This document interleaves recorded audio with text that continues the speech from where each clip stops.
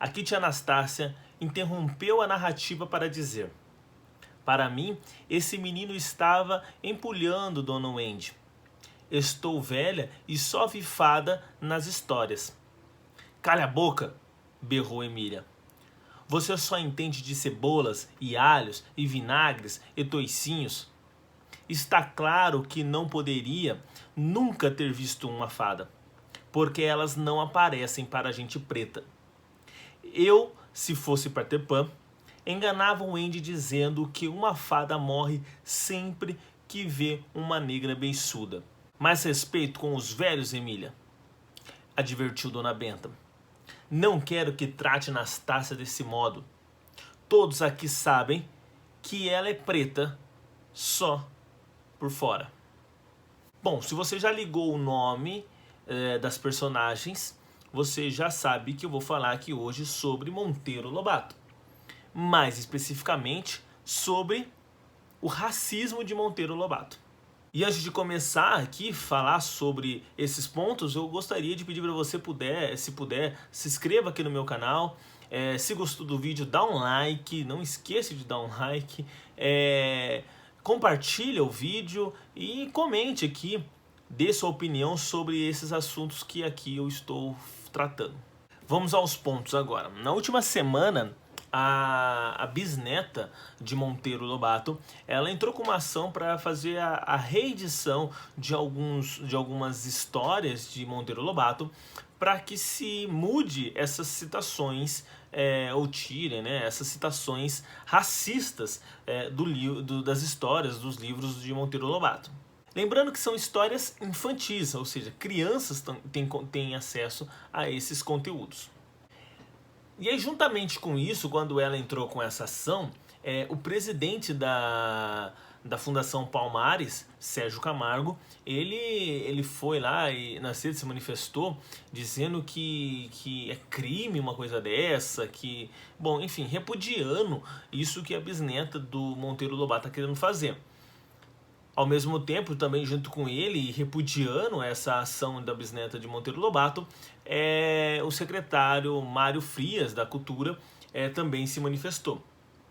Eu não sei de onde o presidente da Fundação Palmares, o Sérgio Camargo, ele se embasou para poder falar que isso é um crime. Não sei, alguém aí especialista em direito pode me dizer. Enfim, a questão é que esse tipo de conteúdo, ele é voltado para criança, né? Essa literatura é infantil, algumas histórias são infantis, outras histórias são mais infanto-juvenil, de Monteiro Lobato. Ou seja, crianças vão ter acesso a esse tipo de conteúdo. E para nós, educadores, nós sabemos que quando criança tem acesso às coisas, elas absorvem muito mais do que um adulto absorve aquele conteúdo que está tendo acesso. Pois toda criança ela é como se fosse uma página em branco, uma folha de caderno em branco. E nela vão sendo escritas as coisas conforme ela vai tendo acesso àqueles conteúdos. Então, para a criança, a absorção é muito mais intensa do que um adulto absorveria esse tipo de informação. E é uma metodologia ensinar as crianças através de contação de história, através da literatura, através de desenhos animados, né, de coisas mais ilustradas, trazer essa questão lúdica para dentro da educação como uma metodologia para que a criança absorva ainda mais aqueles conteúdos. Ou seja, se você transmite isso para uma criança dentro de uma história, você trata as coisas de uma maneira racista, a criança começa a absorver aquilo como se fosse normal, naturalizar o racismo. E logo você vai começar a ver que as crianças vão começar a reproduzir aquilo que elas leram nas histórias que elas estão tendo acesso. Então, se ele fala, sua preta beiçuda, daqui a pouco a criança vai estar chamando uma pessoa negra de preta beiçuda na rua, ou mesmo parentes, familiares, pessoas próximas que ela tem contato, porque ela começa a naturalizar e achar que aquilo é o normal, pois ela está lendo aquilo, é aquilo que ela está absorvendo. Então sim, tem que ser tirado isso, tem que mudar isso, tem que adaptar essas histórias para que as crianças não absorvam esse tipo de conteúdo e não naturalize esse racismo, não ache que isso é normal e que isso é aceitável, porque não é. Aí tudo bem, as pessoas vão dizer que naquela época era normal, né, esse tipo de fala, esse tipo de citações, tendo em vista que Monteiro Lobato nasceu em 1882, aí ele faleceu em 1948, ou seja, essa época era uma época que era normal mesmo inferiorizar o sujeito negro, difamar, ridicularizar, fazer chacota de pessoas negras. Monteiro Lobato ele nasceu pouco antes da abolição da escravatura, né? Quando aconteceu, em 1888, quando aconteceu a abolição da escravatura, Monteiro Lobato tinha apenas 6 anos, ou seja, as coisas naquela época eram muito mais, a comunicação era muito mais racista e normal, e não era crime, não era errado naquela época ser racista.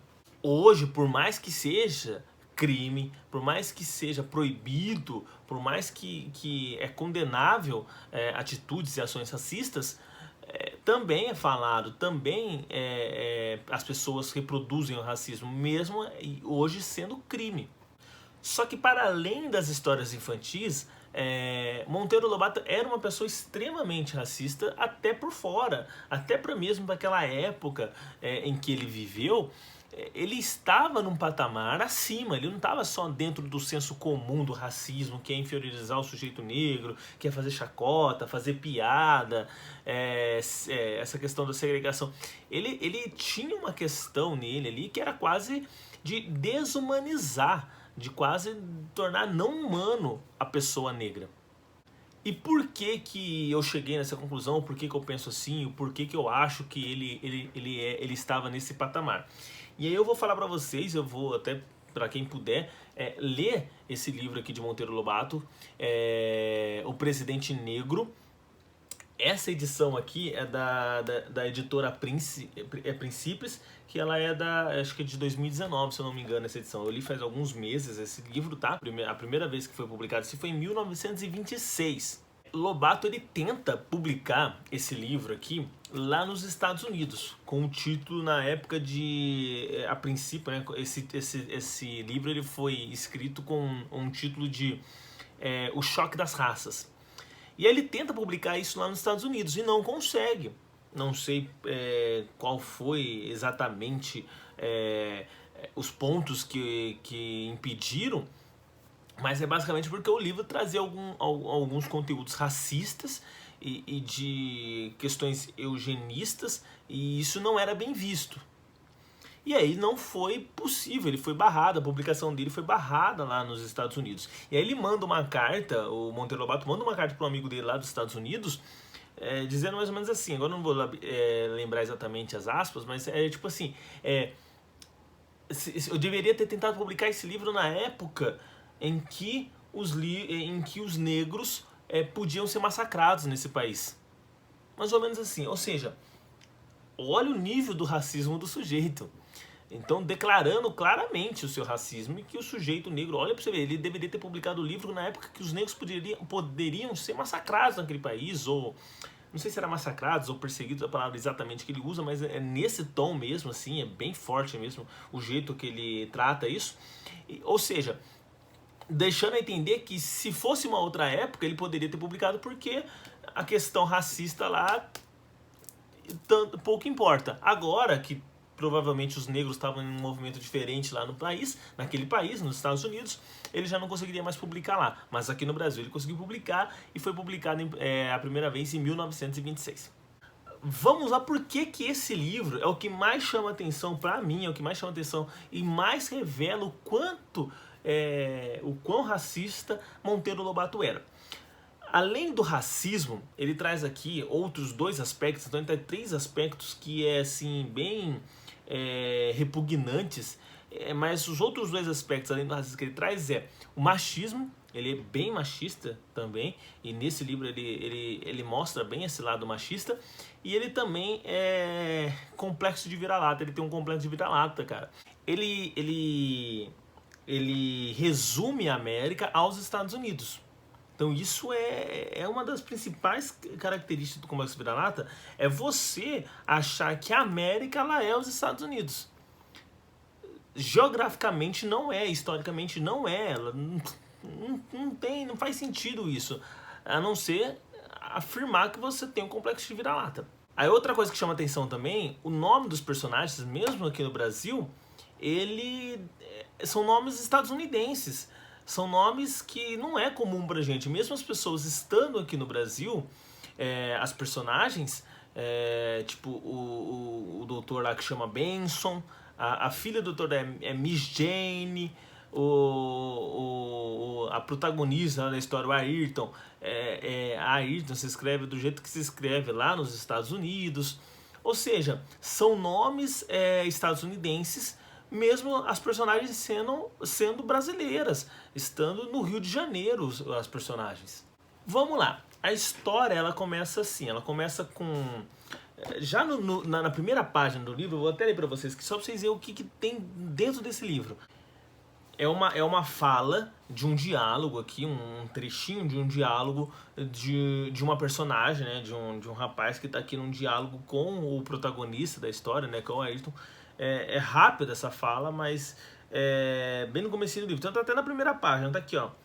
Ponho-me, abre aspas, ponho-me às vezes a imaginar como seriam as coisas cá na Terra se um sábio eugenismo desse combate à desonestidade por meio da completa eliminação dos desonestos. Que paraíso! Vocês entenderam o que eu falei aqui? Vocês conseguiram compreender? Eu vou repetir só essa parte aqui, ó. Imaginar como seriam as coisas cá na Terra se um sábio eugenismo desse combate à desonestidade por meio da completa eliminação dos desonestos. Que paraíso! A solução do problema para esse personagem aqui específico, para essa personagem, era o eugenismo. Já começa aqui, na primeira página do livro, e vai continuar, vai enfatizar isso aqui no decorrer da história. Aí,